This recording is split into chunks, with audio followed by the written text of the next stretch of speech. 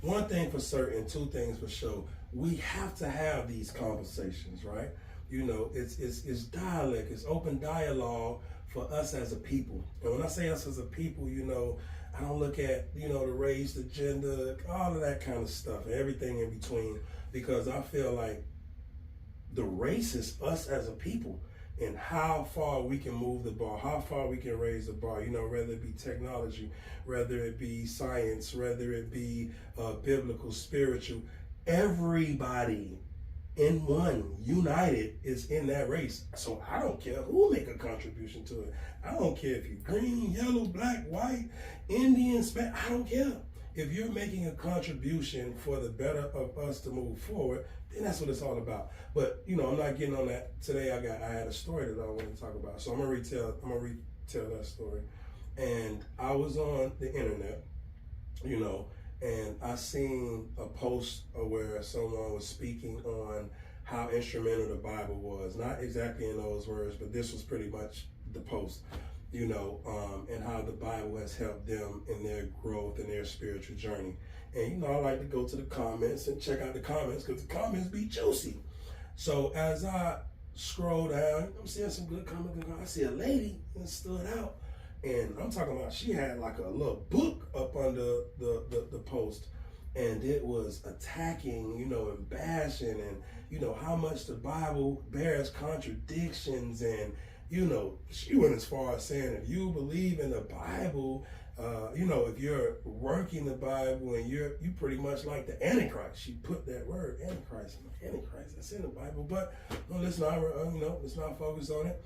And I'm like, wow. So I go to a page, you know, scroll down the page and see a son, click on the son page, and man, that boy had the blicky like a belt.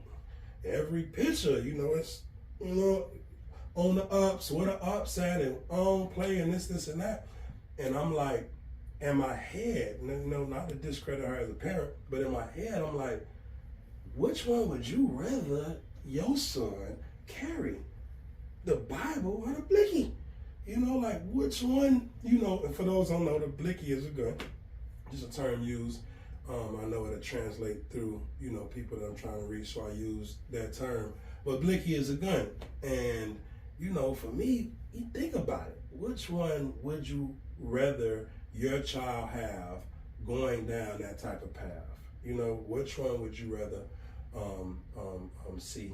And I notice these days, so a lot of people are attacking the Bible and the churches and the contradictions that's in that. So I have to tell my Christian, my Baptist, my people who are on this spiritual journey trying to find God, you better hold tight. You better hold tight and you better hold on, because it's going to be people that's going to hate you. Pac said it best. People going to hate you for whatever you do. That's the great words of the late and gone Tupac. And that's true. No matter if you're sleeping under a bridge, no matter if you're worth $1 billion and you're doing all type of things, people going to find something to hate on you about, and you have to look past that. You have to learn to ignore those things, you know. I say you have to ignore, because if you don't ignore, sometimes you can become ignorant. You get what I'm saying? When you feed into it, you're not just, you know, casting an opinion. Once you feed into, now you're in the mix of that, you know, and that can be real detrimental to, you know, movement, or teaching somebody else, or giving somebody else a lesson into what, you know, beliefs and things like that is.